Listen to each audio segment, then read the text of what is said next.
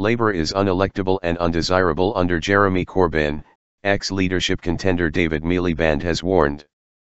In a new Statesman article, Mr. Miliband, who lost to his brother Ed in 2010, said Labour was now a secondary influence on national decision-making.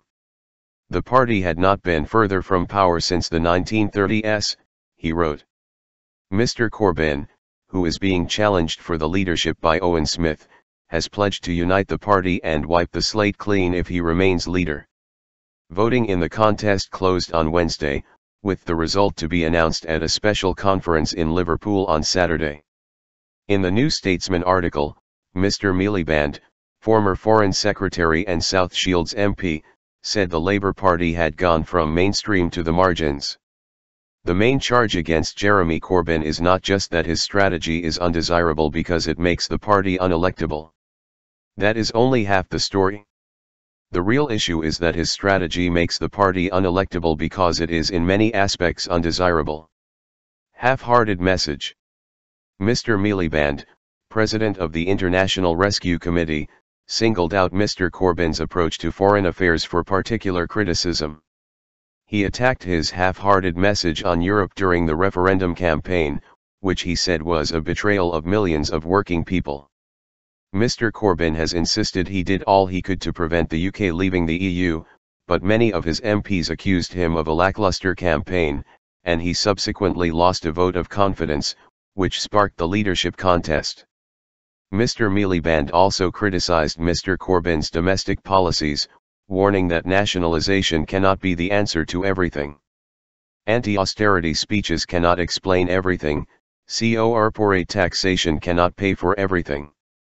It doesn't add up. It wouldn't work. People are not stupid. He said the party should be focusing on new ideas for the future, not debating how to bring back various lost icons, such as nationalist railways.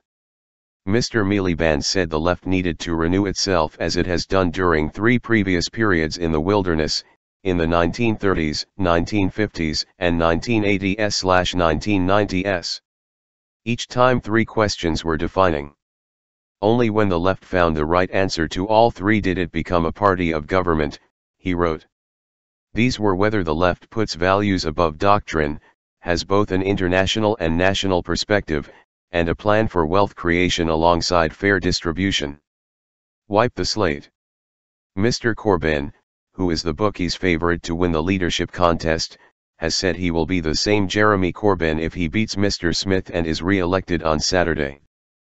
But he has promised MPs who have disagreed with him that he will wipe the slate clean after the divisions of the summer.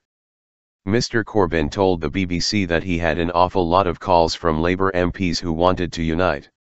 Rival Mr. Smith, former shadow work and pensions spokesman, has ruled out taking a place in Mr. Corbyn's shadow cabinet if he stays on as leader. I don't think he can rebuild Labour's reputation in the country, so I won't be serving in Jeremy's cabinet, he told BBC News. But I will do what I've always done, which is be Labour, vote Labour, loyally serve this party and make sure from the backbenches I continue to make the arguments I've made during this campaign, in order to get Labour seen once more as credible, get us back on the front foot and get us back into power.